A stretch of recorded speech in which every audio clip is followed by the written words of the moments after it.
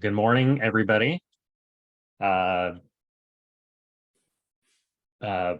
Welcome to the Oregon Capital Catholic Connection Friday morning. This is our third show. Patrick Singh here, lobbyist, and with me, my fellow lobbyist and Cradle Catholic, Rich Engstrom. Rich, this is the third week the Capitol's been in session. What's been going on at the Capitol? Well, things are pretty busy. It's been an interesting week. Things are very busy. The lobby have figured out the new process there with all the construction going on. I think the good news is a lot of security this year. You get into that building, you're basically emptying out your pockets to get in. But once you're in, all the rooms are open for the legislators. They're all in their rooms, so it's kind of normal business. The hearing rooms are open. We don't have access to a lot of the Capitol yet because it's literally you look down over the side into the kind of the middle of the Capitol, and there's excavators and skid steers running around moving dirt and earth and stuff like that. But it hasn't really disrupted the flow and process. I've had no problem getting into legislative offices and talking to legislators. So, we have a citizen-led legislature. So folks that want to come to the Capitol and talk about issues, you just got to go through security and figure out what legislator you want to go talk to and go up and visit with them. So it's business as normal from that side of it. I think the biggest issue that happened this year that's worth talking about this week that's worth talking about is the governor released her 2023-25 budget. And the budget's about $32.1 billion and it's a combination of tax receipts and lottery funds. And I think some federal money and other sources of income come into that. It's about an 8% increase over the last budget cycle. And the speaker laid out a pretty ambitious budget on her three priorities that I talked about last week to deal with the homeless. And that's more housing and reduce the homelessness and more money into mental health. I thought one of the interesting things was there's about $770 million, almost $1 billion she's going to put into building affordable homes to deal with the homeless crisis. And, of course, education is still around 10 billion of that. It's a full third just to deal with K through 12. So it's a big part of that. Natural resource budgets, because we're a natural resource state, it's a pretty small percentage in the hundreds of millions. I can't remember the exact number right now, but it's a small percentage. But she's released the budget, and the legislators, like our guests today, will have to grapple with it and try to make the budget balance and get the pennies that they're responsible for into the right place. So that'll be a big focus, I think, of the session. Dealing with the budget and what her priorities are for this session. But, I think we're up to something like 2,500 bills released. And I've reviewed all of them, but the ones that were released the last couple of days. And I am personally tracking, Patrick, I don't know about you, but I got over 200 bills already. I'm personally tracking. Wow. That's a bunch of bills. And hopefully not all of them get heard, because that makes too much for a session. But a lot of folks don't know how us lobbyists do things. We've talked about in other podcasts that we're basically teachers. But when you have that many bills that you got to go educate 90 legislators on, it's pretty much full time and weekends to do. So, but I'm looking forward to it. I see every session as an opportunity. And of course, I agree with the governor, from a faith-based side, that the crisis in this state for homelessness, dealing with that, the crime that comes with it, how it's affecting business and homes and, just people around the states, that it has to be addressed. So I think our focus is in the right way. Whether money solves a problem or not is for our guests to determine. So with that, that's kind of the update, everybody. Thanks, Rich. And yeah, on that note of housing and homelessness being a big piece of this session that we already know of, uh, we got our, I think, first big test of a big hearing. Senate Bill 799 came out and had a hearing in the Senate Housing and Development Committee. Basically, it expands some of the work the legislature did from a few years ago. Senate Bill 608 expanding tenant protections. For instance, the bill extends the timeline for issuance of non-payment to a tenant from 72 hours to 10 days. And then there's other uh, prohibitions on terminating tenancy when a tenant is in rental assistance of some sort. So I know that bill will get, mashed a lot with different amendments and things like that in the coming weeks, along with the budget that the governor released. So we'll see what they come up with. But we are absolutely thrilled to have our first legislative guest. Last week we had Roger Martin, the lobbyist for the Oregon Catholic Conference.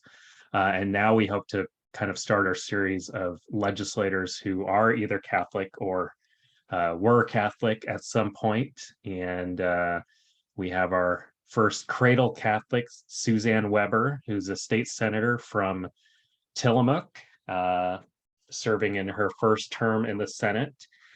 Originally from Minnesota, then I understand, Senator, and I understand you were a teacher for 30 years, so you all know very well about how we have to teach our Yes. legislators and elementary school. Is that right?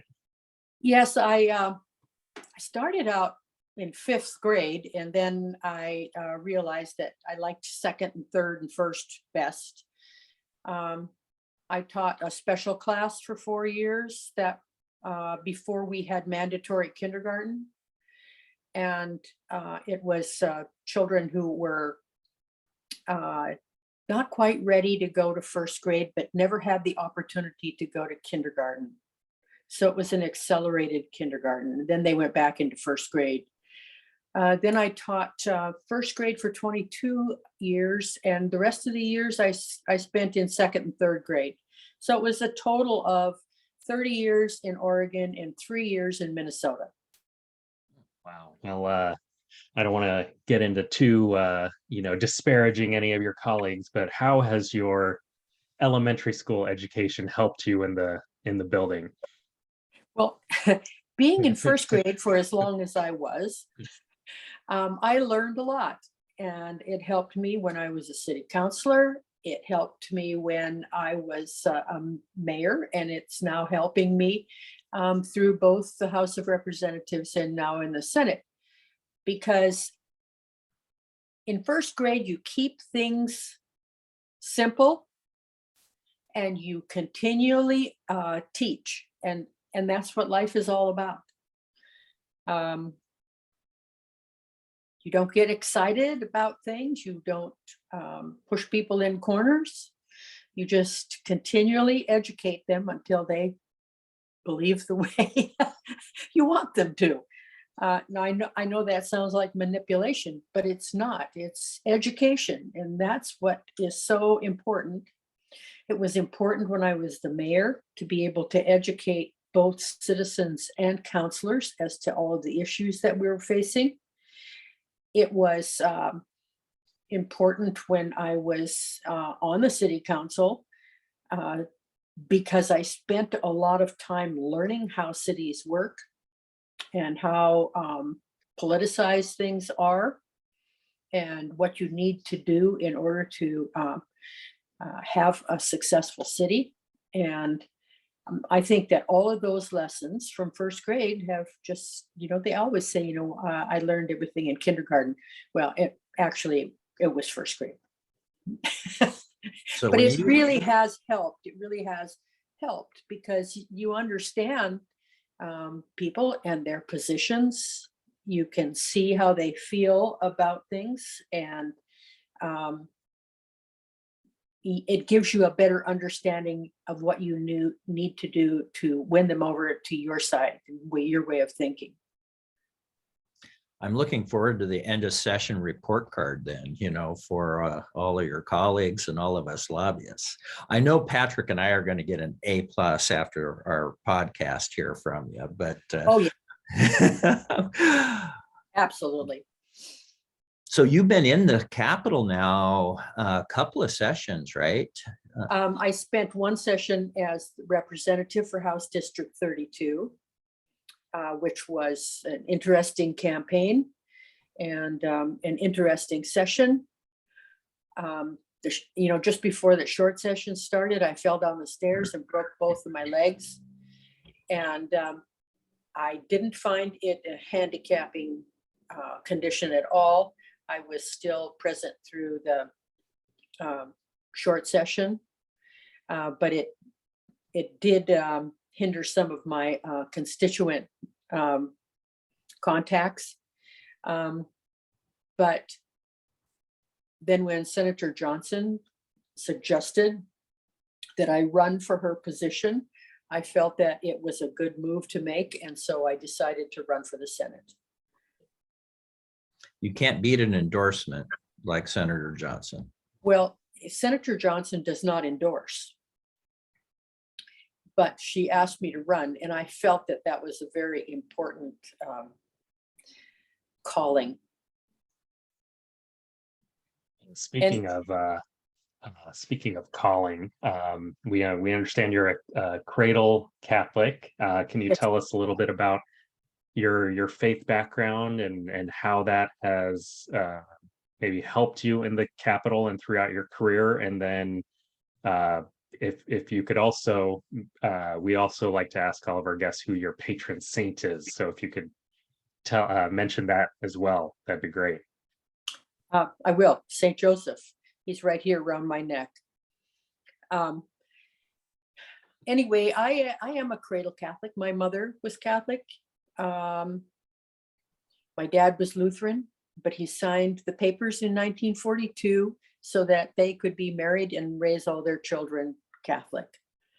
I have 2 brothers and 1 sister. We grew up in a very small town in northern Minnesota called Orr, and we were a mission parish until we were able to build a basement and had church in the basement for years. And then we were able to build a church. Part of the time, we also went to a Polish Catholic church because the area of northern Minnesota that I grew up in was Scandinavian, but it had a small settlement also of Polish people. And my grandparents were Polish. And so I learned to say the Hail Mary in Polish when I was small. And after we became a mission church, I spent my time volunteering for the church, teaching religious ed. I played the organ for the church. I had a choir, so that I did that. And then, as time went on, I felt the pull of my faith in everything that I did. I taught in Minneapolis. I taught in Warren, Minnesota. I was a part of those Catholic churches also. And then I came to Tillamook. And it was kind of a cold reception. It took me several years to be real, but I didn't give up because, sometimes Catholic churches can sort of be unwelcoming. It's a true test of your faith. But I have continued my faith journey. I have been sacristan, lector, Eucharistic minister. I ran a church fair booth for over 25 years with my husband to make money for the church. I have done turkey dinners. I make pans and pans of apple crisp for the Knights of Columbus sausage dinner. It's It's a wonderful family to be a part of. It's a wonderful family to know that you all have the same faith, the same values. Um, my children were all raised Catholic. My husband sang in the choir. He loved the music of the church, and he was also in charge of the cemetery. And so he was responsible for the condition of the cemetery, and so the family worked on the church, on the Catholic cemetery quite a bit. So all in all,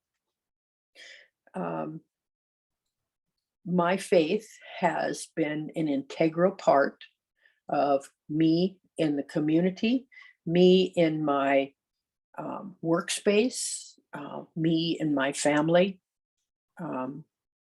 me and my values. I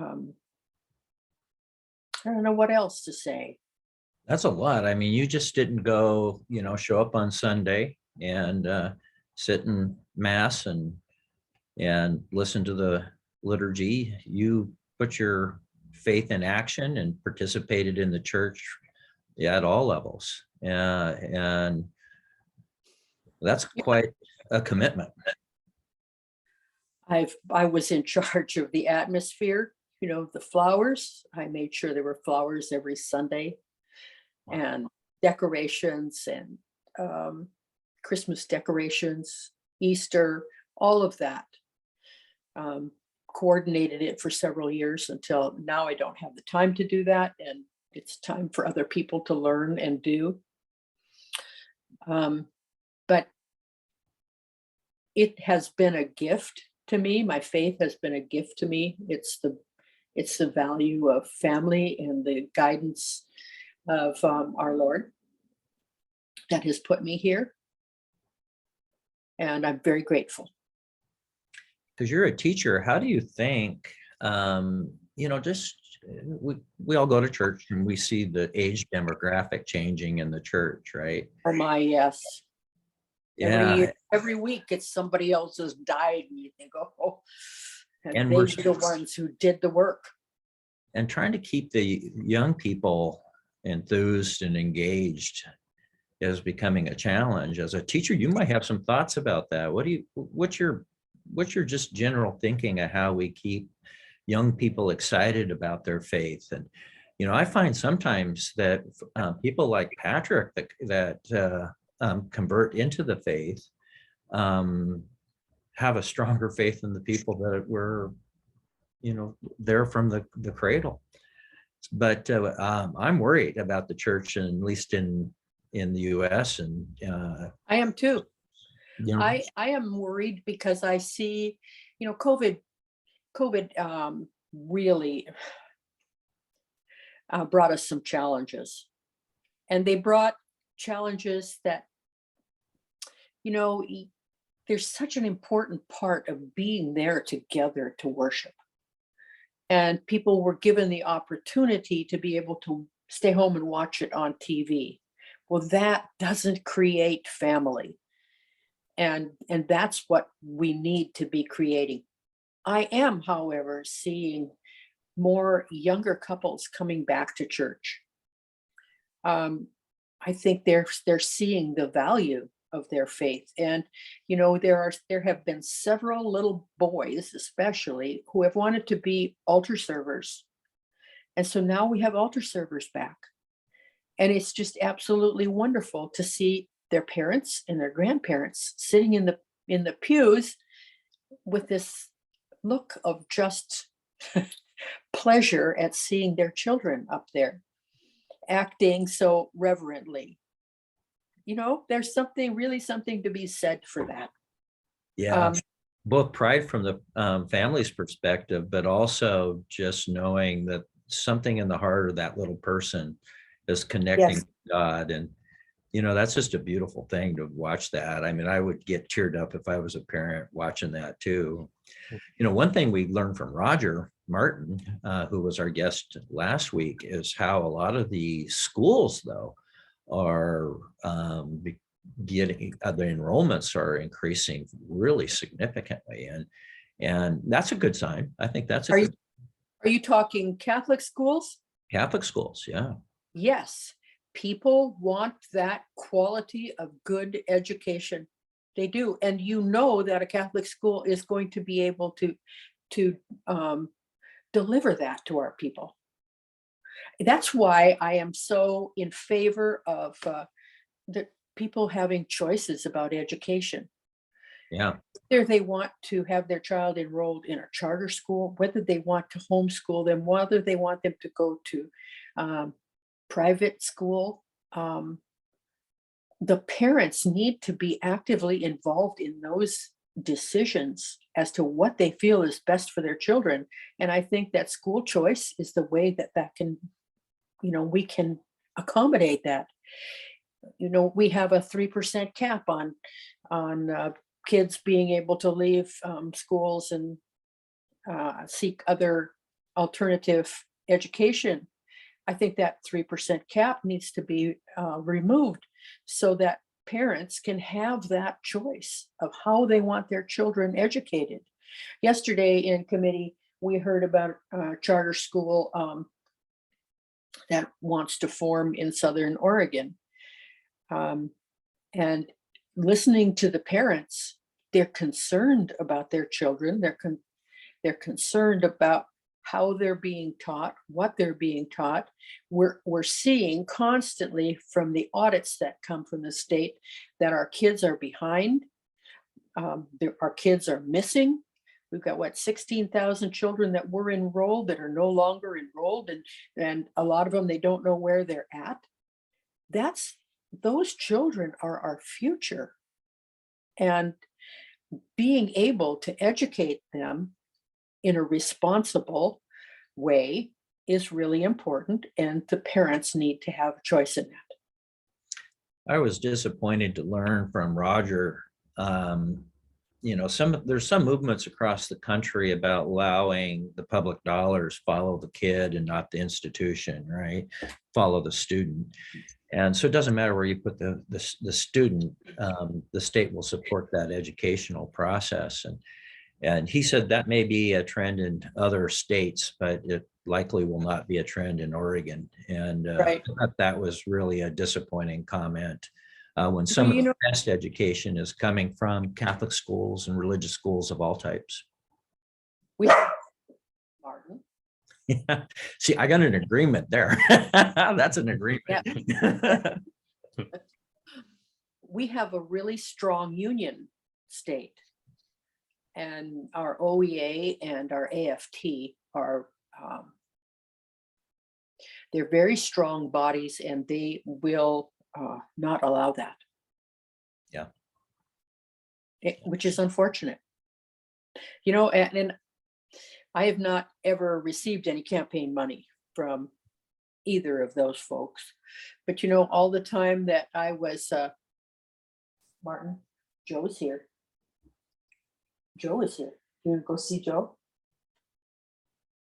Well, he's going to come in the back door. Anyway, I was the union president.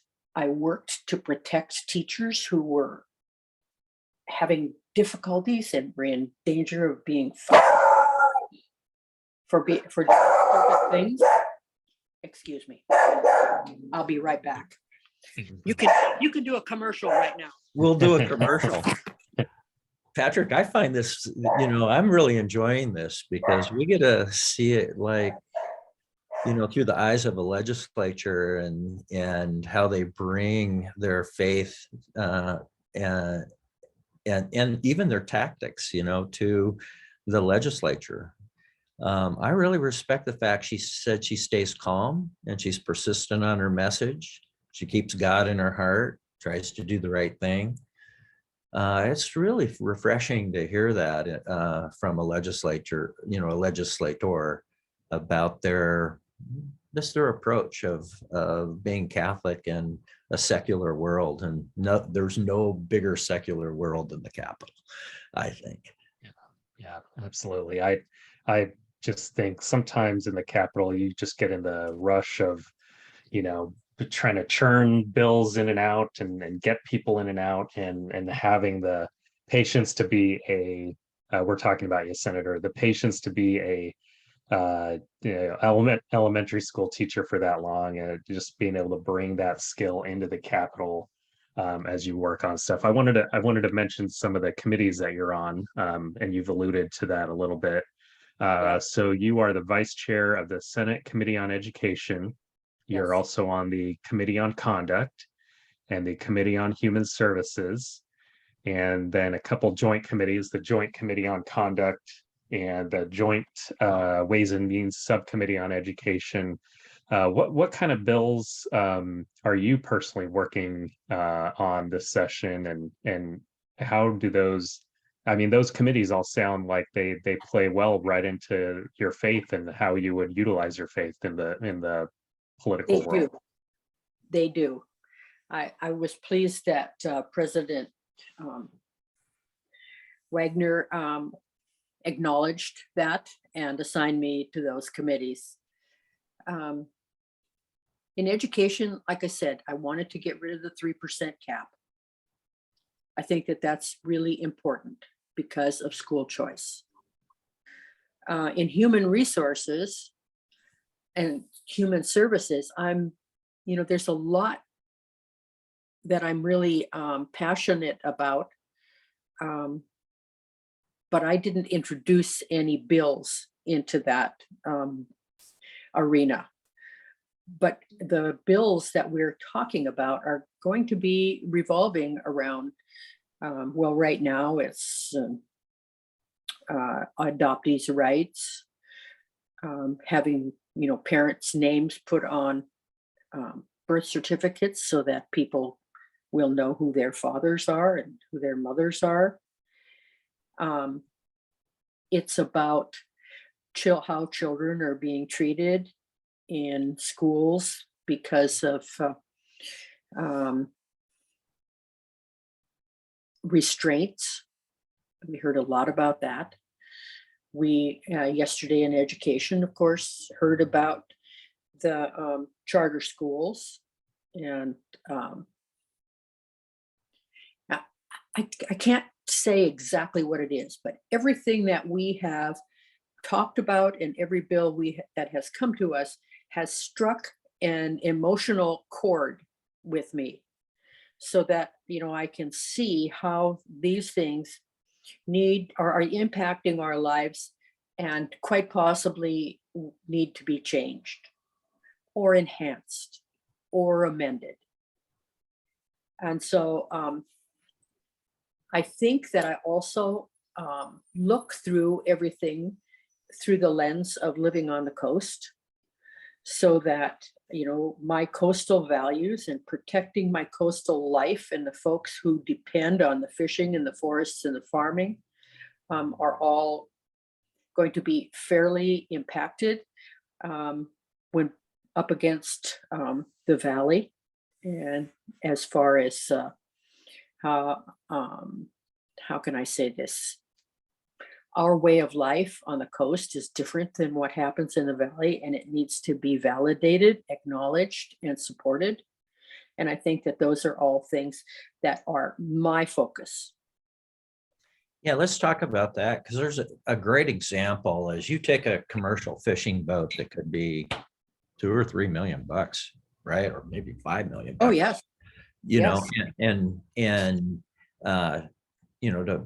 own, and it takes a lot of years to pay that off, a lot of fishing. A lot of fish. And when the time comes that asset needs to get passed down, you have a bill to address that. Why don't you talk about that a little bit? Well, yes, it's called the death tax, and it severely hampers the passing of farmland or fishing boats or logging companies when someone dies to their heirs, because the death taxes are so high. That should be able to be passed on to family and kept as intact and supporting the economy as possible without having to pay that additional money to the government. And I am adamant that that needs to change. We don't need, as a state, to reap the benefits of someone's death to enhance our coffers. What we need to be enhancing is the family farm that's providing us with the food, and the fisheries, and the forests that are providing us with all of the gifts that enable us to be able to survive. Yeah, Yeah, agreed. Senator, you mentioned the coastal values, and you've got a friendly audience here. Rich is from Astoria, and I think the first time I met you, I was working for Gene Cowan, who represented the Central Coast for a number of years and was a county commissioner. And the thing that struck me working for Representative Cowan, then representative, was her involvement in the Coastal Caucus. Can you talk a little bit about what the Coastal Caucus is and your involvement in that and what they do? We had a meeting last night at 5 o'clock. In fact, we meet every Thursday night at 5 o'clock. It is all of the representatives and senators from along the coast. We all have things in common. We have one Democrat, and that is Representative Gomberg. The rest of us are Republicans. It hasn't always been that way, but it doesn't make any difference what party we represent, because what it is we represent the values of the people, whether it's the fish that we talk about just about weekly, or it's the logging and the challenges with that, the challenges to our ports and their ability to be able to, manufacture and ship and provide us with an additional economic base, whether it's water rights, whether it's our levees, our tide gates, all of those things that impact us, we are discussing as one group. And homelessness, when the governor came out with her plan, and her plan focused her efforts on the Willamette Valley, the Bend area, and areas in Southern Oregon. And it was very obvious that Clatsop County per capita has more homeless people than Multnomah County. We could see that there was a real disparity in what she was hoping to deliver. And so we wrote her a letter, and it was signed by all of us on the Coastal Caucus, so that she could understand how it was that she was impacting us by leaving us out of that equation. And she did write us a letter, and she did revise her plan to then focus on all of the state, which I think was really important. That she acknowledged that she couldn't leave us off. And in leaving us off of her plan, she was also eliminating the whole eastern part of the state. And they had the same kind of problems that we have. In fact, our problems, especially surrounding housing on the coast, are far greater than what is happening in the Willamette Valley, because they have the opportunity for density, and we just need land for housing, because we're between the hills of the mountains and the ocean, and we're in floodplains. We are in slide areas. All of those things are impacting us because we don't have the property to build with our urban growth boundaries, with our ability to have infrastructure like sewer and water. They have that. They have that structure already, and we don't, and we need it. And so we need to be acknowledged and provided for with equal representation. I think it's great, though. She listened to the caucus, and that's, as Patrick was pointing out, you got a bipartisan caucus that writes a letter and effectuates change. You know, that's a positive. People are communicating on this issue Well, and across. it also lines. pointed out to her that we are paying attention, because she came out with her letter on a Wednesday, and we had ours to her by about Thursday. That's very good. You got some fast writers and fast thinkers. Yes. Yes, and we communicate on a continual basis, so that, you know, every one of us knows what everyone else is doing. You know, if it's a dam here, or if it's a watershed issue in the north, if it's water in Gerhardt, we all know about that. I think, Senator, on the folks have, I feel, always been really impressed with the bipartisanship that comes out of the Coastal Caucus, where you've been able to group around these various issues, and with so many new legislators that have just been in office for either just elected or elected over the last 2 years, and with partisanship the way it is now, just kind of as prevalent as it is. We've only got a couple minutes here, but how do we fix that? How do we fix partisanship? And what skills and your faith can we bring to that to help fix the system? Let me tell you, I pray all the way from, I stay at my daughter's in Albany, where, you know, and I pray between Albany and Salem every single day, my rosary, for just that, bringing people together. And in the beginning, when I was in the House, I have never felt that feeling of being excluded like I was there, because there was no move across the aisle to, you know, to bridge that gap. I feel differently in the Senate right now. I am hopeful for this session, and I am hoping that my rosary every day, that from Albany to Salem, is going to be part of the solution to bring about that togetherness, so that we can be working on one main focus, which is the people that live in this state and their betterment. I'm a very friendly person, and so I found it very hard in the House. I didn't feel that there was that welcoming feeling, other than with my Republican caucus, which was a wonderful caucus. Like I say, I'm praying for it. I'm doing my best to work through some of those issues with my part, but it's going to take a lot of prayer. Well, we need to pray for you too. And, to everybody that listens to this, offer a prayer for Senator Susan Weber. She's got a big lift. I can tell just visiting with you, you're going to be part of the heart and soul of the Senate caucus. I think they're blessed to have you over there.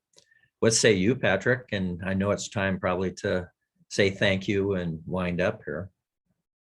Yeah, Senator, it's been lovely having you, and we hope to have you back. I mean, we're doing this podcast every week, and so we'd like to kind of follow your progress through the session. And Good. I know we have a mutual priest that we know, Father Gary Zur, who worked at your parish and is now at mine at St. Edward's in Kaiser, and we hope to have him on at some point, and maybe both of you on at the same time to talk about that. And any last thoughts before we say goodbye to everybody? No, Patrick, I really appreciate your being able to do this and highlight our faith in action, especially with our government processes. I think that is so important and so needed, that faith of ours be shared And thank you for doing it. And thank you, Rich, for, being the straight man in this whole thing too. We are a very good team, and I got to tell you, Patrick and I really have been enjoying doing this, and we play off each other so well. It's a lot of fun to work with him. Patrick's one of the good people in this planet. I really enjoy. Yes, he is. So, Well, thank you. I will expect an invitation in the future. Well done. And if you have something that you think is noteworthy or newsworthy, reach out to us. So, because you're going to hear things we won't, and we'll get you in, Okay. get you in on the podcast. So let's make it a two-way communication between us. Sounds good to me. Right. All right. okay, Thank you. Senator, thank you so much, and we'll have you back on again. And for everybody else, we're going to sign off, but you can catch our podcast online on Facebook and YouTube, and soon to be hopefully the Modern Day Radio Hail Mary Media app, and that's Radio 88.3 here in the Valley. And everybody, we hope you have a blessed week, and we'll see you next Friday.